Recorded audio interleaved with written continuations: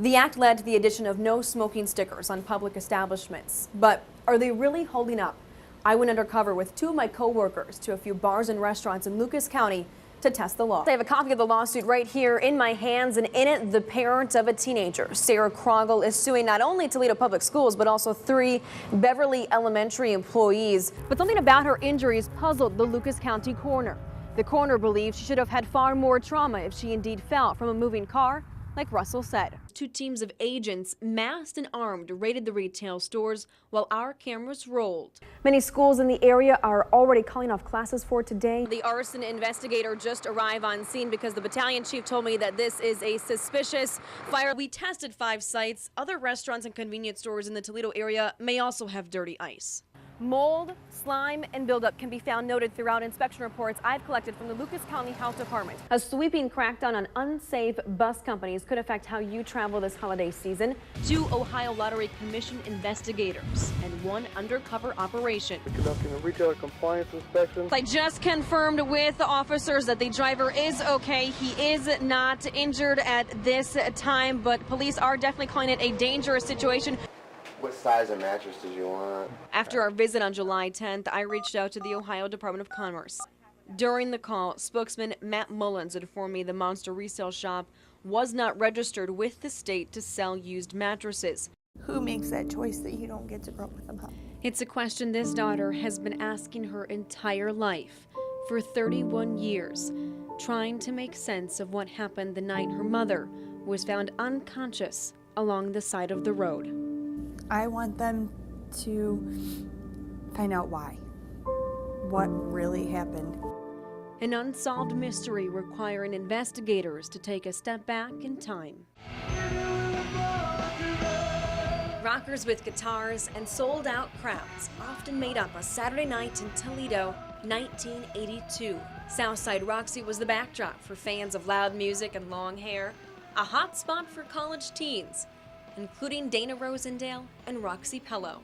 Jammed to the gills till 2 o'clock in the morning. So at the end of one Saturday night in early September, when the songs faded and the lights dimmed, Dana and Roxy agreed to a ride home from one of Southside Roxy's employees, Russell Atkins. Well, he was a bouncer, and he was qualified. Atkins, a Perrysburg graduate, class of 1977. The 23-year-old served as a bouncer. When the club closed, Dana, Roxy, and Russell traveled across the border to Michigan to drop off Roxy at her place. Then Dana and Russell departed to Toledo, but they stopped short of making it to Dana's apartment on Felt Street. Police say Russell ran to a nearby trailer and asked a person living inside to call for help because he'd noticed a woman lying on the ground as he drove along Tracy Road. 911, 911, 911. That woman was Dana Rosendale. I believe it came in as a hit and run. At one point, police say Russell left and came back to the scene sometime later, and that's when the apparent hit-and-run report changed. And he alleges that she fell out of the car. The car he was driving. She died 6 days later. The autopsy showed blunt force trauma to the right side of her head, but something about her injuries puzzled the Lucas County coroner. The coroner believes she should have had far more trauma if she indeed fell from a moving car, like Russell said.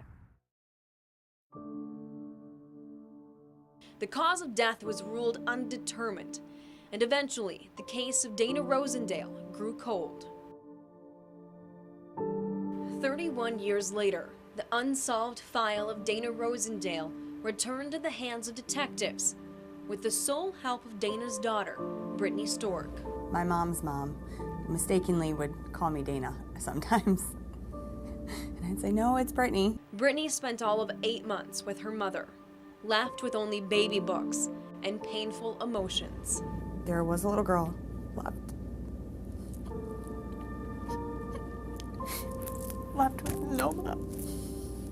with no answers. Years of pain pushed her to put pressure on police. We admire her persistency, and we would like to be able to give her answers.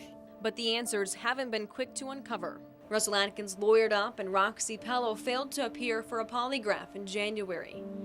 She stayed in a back room when our cameras paid her a visit at a cell phone store in Sandusky only weeks ago. We were told there would be no comment. With one decades-old police report and few leads, investigators were ultimately led to the Bloom Chapel Cemetery last month. This is very unusual, and this is only the second time we've done it. Surrounded by those Dana loved, her daughter, sister, and former boyfriend, Brittany's father, the 19-year-old's body was exhumed. And now, with a second autopsy underway, the focus has shifted to Dana's bones. Given the time that's elapsed since her death, they may be able to have better access to bone to see if there's any indication of an instrument that might have been used. An instrument used. Perhaps nothing to do with Dana Rosendale falling out of a moving car? We're investigating an incident at this point, as opposed to starting with a preconceived notion. Only more time will tell. But whatever the coroner concludes, Brittany won't back down. And I said I would fight this till the day I'm gone. I would just keep fighting because she can't fight for herself. She's gone. They said, come on in, we're smoking. We want those fines. I have still not paid one dime to the state of Ohio and have no intention to. It's awful. I think that if they could collect those fines, they'd have more money for enforcement. It's drawing heat from all sides 6 years later, that being the decision by Ohio voters to approve Issue 5, the state's first smoke-free workplace act. The act led to the addition of no smoking stickers on public establishments. But are they really holding up? I went undercover with two of my co-workers to a few bars and restaurants in Lucas County to test the law. Our hidden camera caught people lighting up in the middle of the afternoon at the Mayfly Inn. We even saw the bartender rip the cellophane wrapper off a new pack and join the patrons already smoking, including us. At D&B Southwick Lounge, the bartender handed over an ashtray upon our request. You have an ashtray by chance? Drinks and filters go hand in hand at Still Delaney's Lounge. I've got one for you guys, though, seriously. The former owner, Bill Delaney himself, will tell you smoking is here to stay, no matter what the law is. We should have the same right as owners of our business. We allow it or we don't allow it. Our right. It's not his right. The bartender smoking. Found other patrons smoking. Longtime anti-tobacco advocate Holly Kowalczyk disagrees that it's his right, especially after eyeing this video caught on her hidden camera. It's not a right that's protected in any way by the laws of this land. Secondly, restaurant owners, bar owners have many, many regulations, many of them there for public health and safety. Out of 88 counties, Lucas County ranks third in the state for repeat smoking violations. Still Delaney's Lounge owes more than $54,000 for failing to comply with the law. It sits second to the county's leading violator, Ripcord. It stands to lose nearly $60,000 from outstanding fines and possibly more.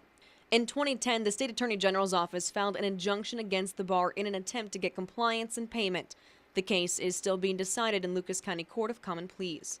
Health workers have investigated close to 2,000 smoking complaints since 2007 in Lucas County alone, issuing more than $300,000 in fines, but only pocketing $9,300 of that amount.